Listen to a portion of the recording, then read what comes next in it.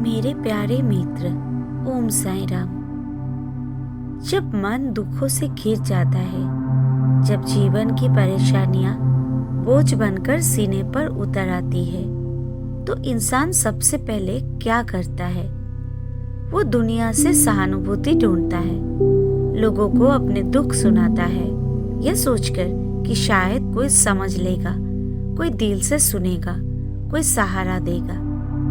लेकिन साईं बाबा हमें एक गहरी सच्चाई समझाते हैं। दुनिया से सहानुभूति मत मांगो, अपने दुख साईं को सौंप दो, क्योंकि इस संसार में अधिकतर लोग आपके दुखों से उदास नहीं होते।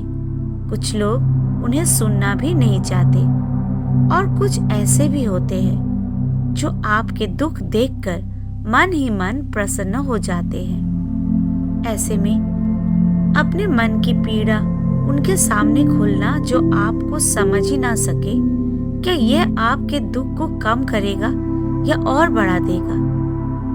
साईं बाबा कहते हैं, अपने कष्टों का ऐलान मत करो, उन्हें मेरे चरणों में अर्पित कर दो। क्योंकि बाबा सिर्फ सुनते नहीं हैं, वो समझते हैं। बाबा सिर्फ सहानुभूति नहीं देते, वे समाधान देते हैं। जब आप साईं से बात करते हैं तो कोई दिखावा नहीं होता, कोई निर्णय नहीं होता, कोई तुलना भी नहीं होती। बस होता है एक पिता का प्रेम, एक माँ की करुणा और एक गुरु का मार्गदर्शन। बाबा जानते हैं आपकी आंखों के आंसू कितने गहरे हैं। वे जानते हैं आपकी चुप्पी के पीछे कितनी आवाजें छुपी है। इसलिए बाबा कहते हैं, अपने दुख मुझसे कहो, मैं हमेशा तुम्हारे साथ हूँ। जब सब साथ छोड़ दे, जब अपने भी पराये लगने लगे, जब भरोसा टूट जाए, तो याद रखना, साईं कभी नहीं छोड़ते। दुनिया आपको कमजोर समझ सकती है, लेकिन साईं आपको संभल देते हैं। दुनिया सवाल पूछती है, लेकिन साईं समाधान देते हैं। जब आप साईं के सामने सिर झुकाते हैं, तो केवल प्रार्थना नहीं करते, आप अपने सारे बोझ उनके कंधों पर रख देते हैं।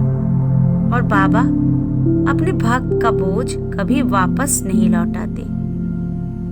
कभी कभी हमें लगता है कि हमारी प्रार्थना अनसुनी रह गई, लेकिन साईं बाबा की हर चुप्पी एक गहरी योजना होती है।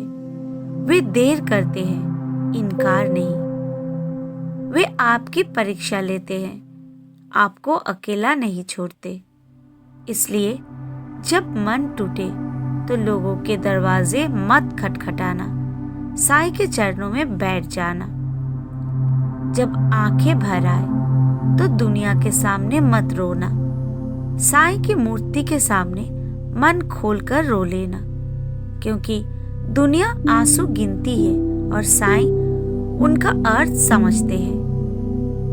आज यदि आपके जीवन में कोई समस्या है, कोई भय है, कोई असमंजस है, तो बस एक बात याद रखना, अपने हर कष्ट को साईं के नाम लिख दो।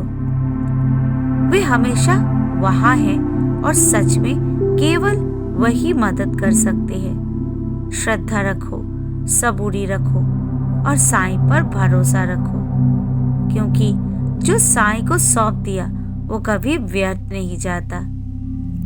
ओम साईं राम।